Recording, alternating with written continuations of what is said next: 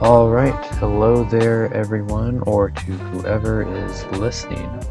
This is Kyle with the inaugural episode of what I am titling Day by Night Podcast Edition.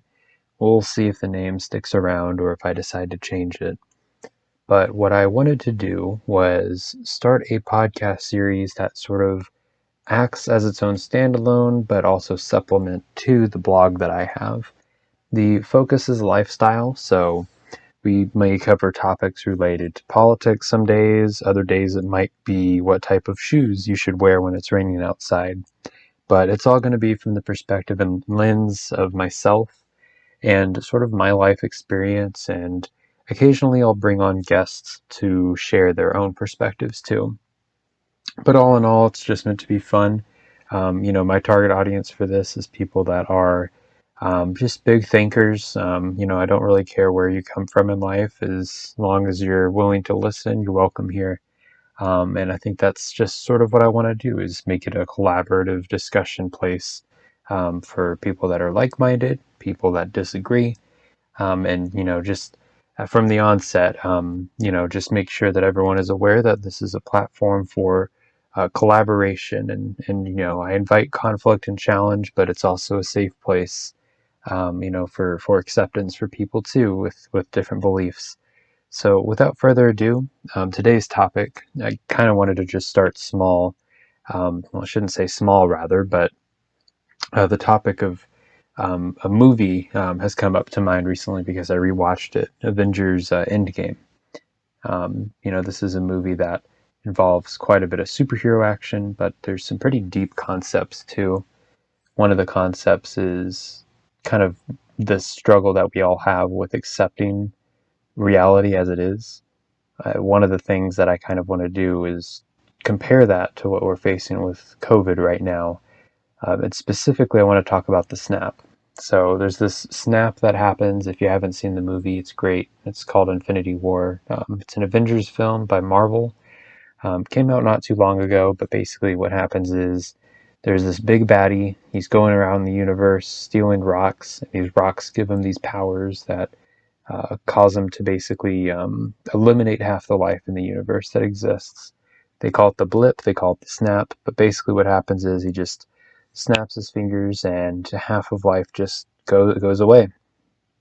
And I couldn't help but notice, at least, in my downtime watching this film and thinking about, when it'll be nice to be able to return back to social events, how similar and eerily similar, actually, a lot of that movie and the results of the snap are to what we're seeing with COVID in particular. And unfortunately, and this is a pretty sad milestone, but in the United States alone, where we've long surpassed 400,000 individuals who've died from either COVID directly or complications associated with COVID-19. And depending on when you're listening to this, that's, of course, the worldwide pandemic going on, started back in 2020 and has since made life very difficult for all of us. But all in all, there's some things that I think that are interesting about it when compared to the snap, because it's indiscriminate. What's interesting is that the snap is a randomized selection that the villain uses to make sure that half of life that's destroyed, that it's kind of fair and equalized, doesn't make any less bad for who it happens to, but rich or poor, you're all equally vulnerable. And we see some of that with COVID. It's not a perfect parallel. There's obviously statistics show that minority populations, as well as those that are living below or at the poverty line, may be at greater risk, especially if it's frontline workers at grocery stores compared to white collar workers, making decent money and working from home. It's not the same, but still kind of an interesting thought that you could be out in the community and maybe you're at a client meeting and you could catch COVID even if you are making six figures. And, even if you're not making that, you could be homeless and catch it because you rode the wrong bus that morning. I just think that that's kind of interesting to think that, I think Hamlet, Shakespeare put it best, I think, as death is the great equalizer. It doesn't really care who you are, it just sort of happens to you. And I think that's why COVID-19 as well as the snap are just so scary. In the Marvel Cinematic Universe, it's this thing that touches everyone. It is inescapable. And every conversation at the dinner table, they joke about this at the start of one of the films called Endgame. They couldn't make it through their dinner without talking about it or one of them crying. And I think that's just kind of interesting. So you compare that to now, I feel like most of us can't get through a meal or lunch without saying some offhanded comment about COVID or making a joke about, when we'll be eating in restaurants with our extended family members and friends again. But all in all, there's this quote that kind of sums it up in an interesting way. And it's sort of, if you think of Thanos as the comparable villain to COVID, it's the guy that basically causes half of life to disappear. He says, "The end is near. When I'm done, half of humanity will still exist, perfectly balanced as all things should be." And it's scary because this guy sees himself as the victor. And I think in a lot of ways, this virus is the reason why it's so creepy too. Is viruses from a biological standpoint. Some people say it's like this weird pseudo living slash non-living thing. Viruses sort of live in this weird in between of life and things that aren't technically living from a biological standpoint. And it's interesting because it's sort of it's like emotionless. And you start to really see that with this villain. He has emotions, and don't want to spoil the movie, but when he's getting towards the end of his goal, that his emotions really just don't matter, and he makes it clear that it's just victory for him is achieving the goal. And for this virus, I mean, think about it from that standpoint. Its goal is to just infect, and it will mutate. It will do whatever it can to prolong its existence, so long as there are healthy hosts to inhabit, which is pretty scary. I mean, when you consider there really is no end until it decides that it's the end, until everyone is infected. And it's sort of like its own way of trying to balance the universe. Very creepy if you kind of think about the timing of this movie having been right before COVID, worldwide events, and from some respects, the ones, or shall I say one, since it's a villain, just one in the movie, leading the charge that basically just thinks he's the hero, and it's about this goal and indiscriminately killing in order to achieve it. Something else that's interesting, there's these 5 years that happen in the Marvel Cinematic Universe between what they call the blip or the snap, and then when the next Avengers movie titled Endgame picks up. And what's interesting about this is I feel, with COVID-19, it truly started shutting down life in Houston after around about March 12th, right when spring break started and kids were going home for that, of the year 2020. But the years after, at least as of recording this podcast, are still to be determined, in terms of when things return to normal. We're almost at the anniversary of the shutdowns in the US. I mean, as of recording this, it's the start of February, and March isn't that too far away, and these things don't just go away either. It's crazy to think that a year ago things just went so downhill, and we're still finding ways to cope. And much like in the movie, 5 years passes, but they're still talking about the snap over dinner. Now, another thing that I think is an interesting parallel is how the variants of the virus. There's one in South Africa that people are telling us to be concerned about, a UK variant as well. And you could say that these variants are sort of these opportunists in the aftermath of finding vaccines. It's finding ways to evolve and get past us in some respects. And I won't pretend to be a clinician or a scientist and to get all of those details correct. But what I will say is that it's interesting how there's variants of sort of villains in the aftermath of what a major villain did in the films. So there's this one character called Hawkeye. He becomes this other character named Ronin. It's sort of this evil, not really evil, but anti-hero alter ego, and he's just killing people left and right. And he basically just goes on a spree of just murdering people that he sees as criminals and loses himself. And this is because he loses his family to the snap. So his whole family dies. He has nothing left to lose. he just goes crazy.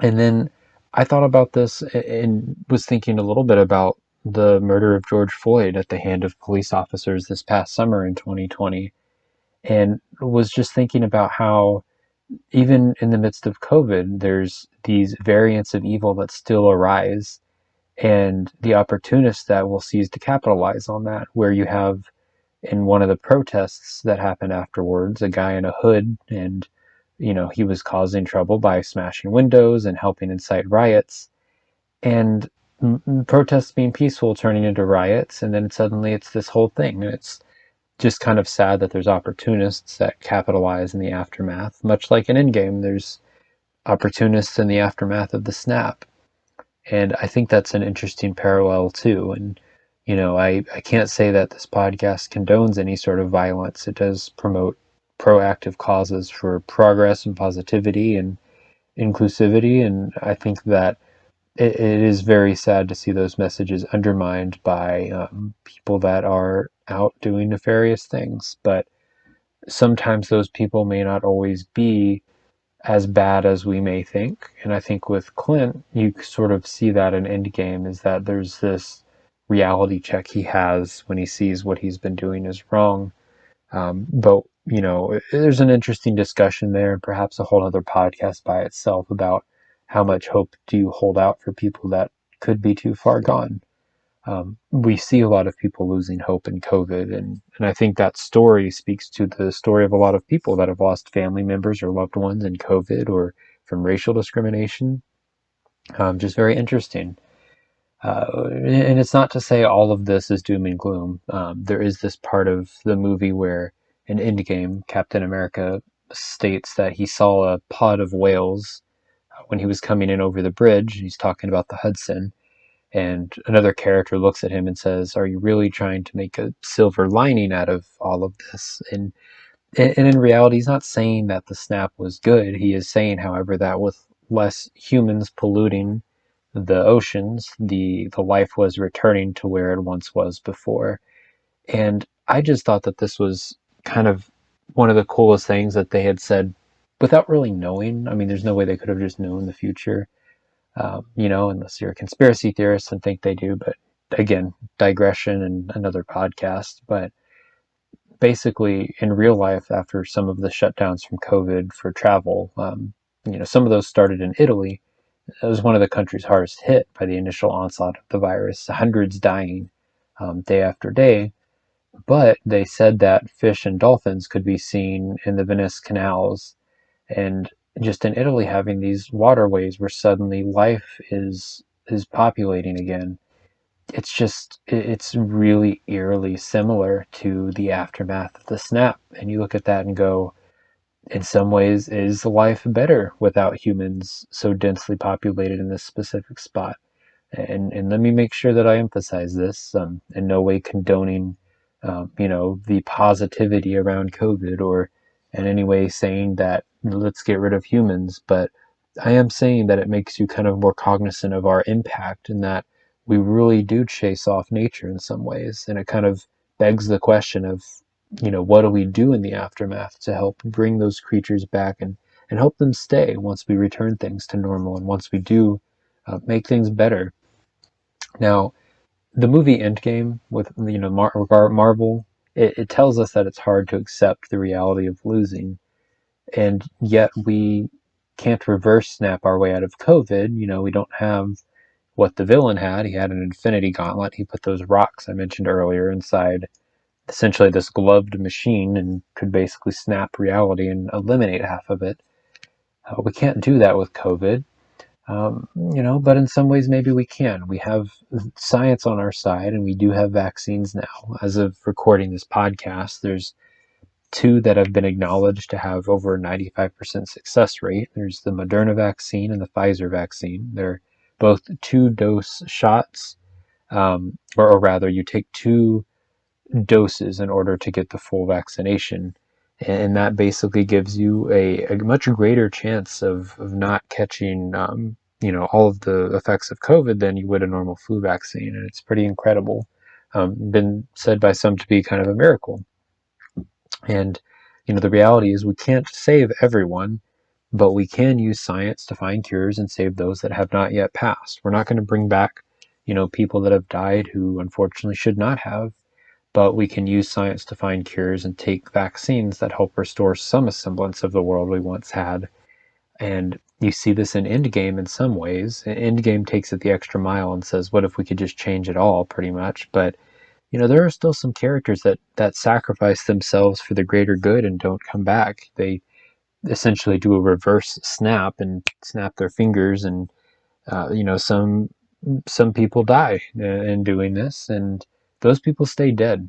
Those that were eliminated originally come back, but those that die along the way in the process of essentially time traveling and returning things back to normal, they're gone. They're lambs for the slaughter in some ways. But their deaths are remembered, and it's important for us to remember those 400,000, sadly soon to be 500,000. It's not going to be the same world. For Marvel, nothing after the Thanos snap was the same, and nothing will necessarily be the same after COVID either. I guess that's the point that I kind of want to end on for this podcast. Got a little deeper than maybe you were expecting, I suppose. But when you compare genocide on half of the entire universe, and you can kind of find a way to look at that from a lens and a lesson and say, well, genocide is bad, very clearly, but also what are the nuances of Endgame that can teach us more about the world we live in? Because that movie and the one before it and that preceded it, Infinity War and Endgame, they both came out prior to COVID-19. And yet in those films, we see that there's this resilience of the heroes to not give up on making the world better, to take those lessons and learn about what things did we learn in the interim of the snap, and what things happened, such as life returning to places where it wasn't the natural world, with less carbon emissions, with less people on the road, so on and so forth. What lessons can we take from that, and bring into a world without COVID once it eventually is over?